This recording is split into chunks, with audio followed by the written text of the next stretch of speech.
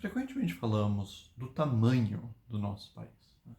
O Brasil é um país de proporções, de dimensões continentais. E se culpa as mazelas do país de vez em quando por causa disso. Se diz que pelo fato dele ser tão grande, ele é disperso, lhe falta unidade, lhe falta força. Até doido que queira dividir o país por causa disso. Mas também há quem diga que justamente o tamanho é o que nos dá nossas riquezas e nossa força. A esse respeito, há um par de proposições relevantes no Elementos da Teologia de Proclo, o tratado mais sistemático de metafísica que nos chegou da Antiguidade, que vocês encontram na minha tradução pela editora Odisseus. Então, nesse tratado, que é organizado em 211 proposições à maneira dos geômetras, encontramos duas proposições que relacionam potência e tamanho e extensão. Então a proposição 61 diz: toda potência é maior sem partição e menor quando repartida.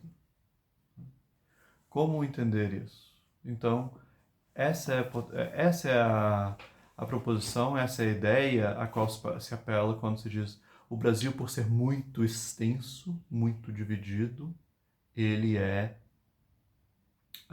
fraco, porque é algo muito repartido, então ele diminui.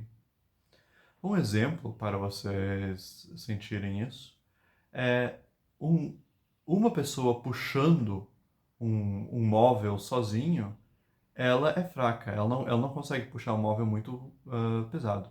Mas quando você junta muitas pessoas, daí vocês conseguem puxar juntos móveis bem pesados. Juntar muita gente, embora haja mais gente, torna a potência do ser humano menos repartida. Porque a potência do ser humano não está simplesmente espalhada por aí em seres humanos individuais, mas está juntada parcialmente em puxar junto.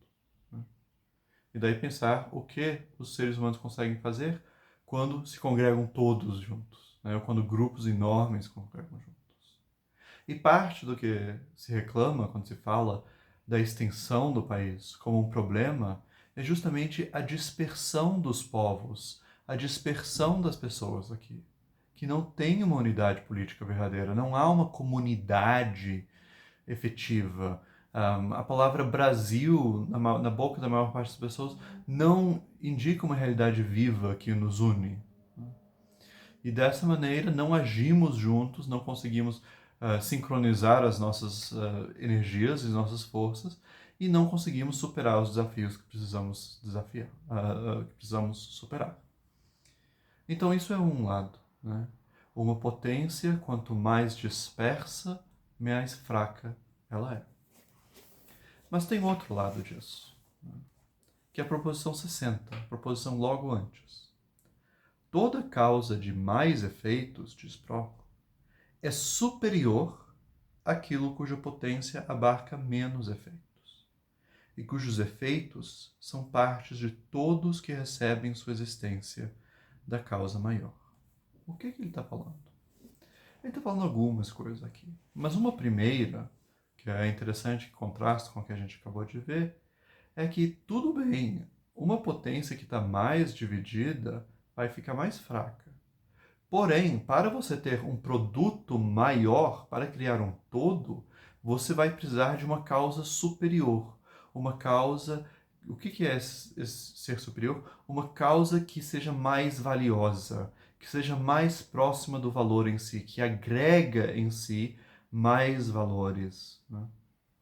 Enquanto que uma causa inferior, que seja mais simples, que seja mais simples no sentido de ser menos sintética, de ter apenas uma parte, simples no sentido negativo, como quando a gente divide algo até chegar na partezinha menor, dizendo, isso aqui é simples, né? essa simplicidade negativa, porque é uma simplicidade positiva, claro, mas essa simplicidade negativa, isso também traz uma diminuição de força, né? Então, por exemplo, vamos pensar de novo na questão de reunir pessoas ou agir sozinho, né? Se você tem algo que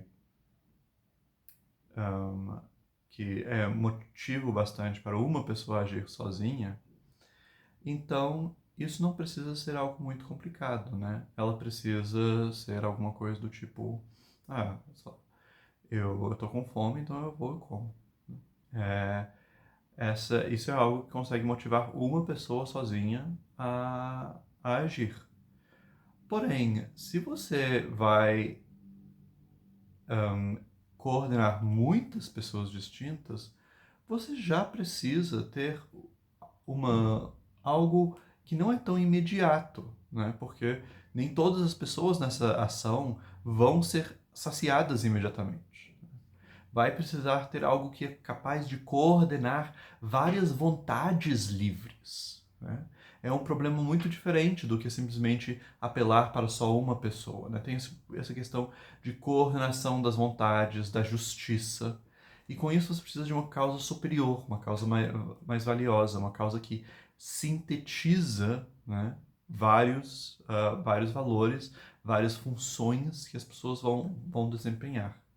E dessa maneira, então, embora se uma potência está dividida em muita coisa, ela fica mais fraca.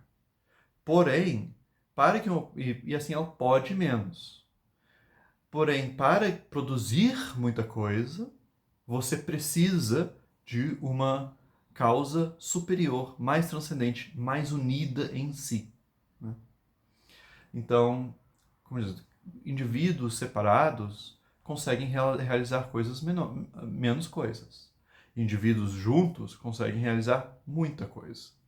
Agora, para você produzir muitos indivíduos, você precisa de algo como muitos indivíduos juntos. Ou, melhor ainda, você precisa de algo que é mais unido que o grupo de indivíduos, que é a causa de sua união, né?